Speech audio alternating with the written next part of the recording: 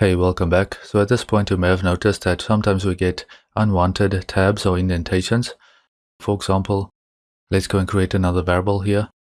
I will start by copying this line. You can already see that that is going to indent that next line. For example, if I press enter here at the end of this uProperty line, press enter, note that we get that indentation.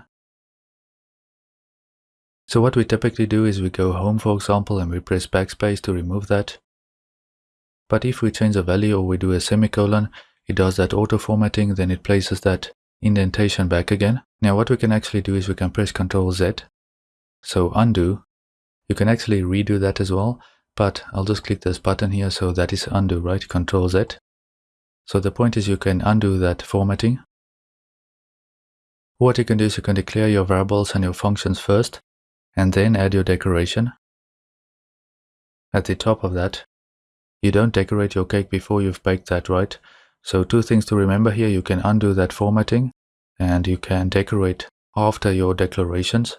So this is not just for uProperties, of course, this is also for the uFunctions. As we've seen, we have that tab that we get, that is that unwanted indentation.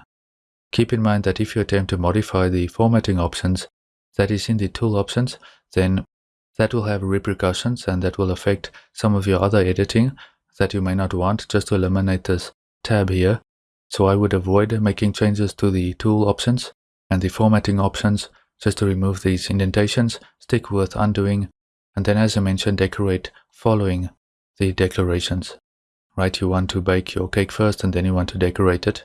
We are developing in a new framework, and along with that we have to learn a couple of new things and develop a couple of new habits. So that is going to wrap up this sidebar. I hope this was useful to you, and I will see you in the next lecture.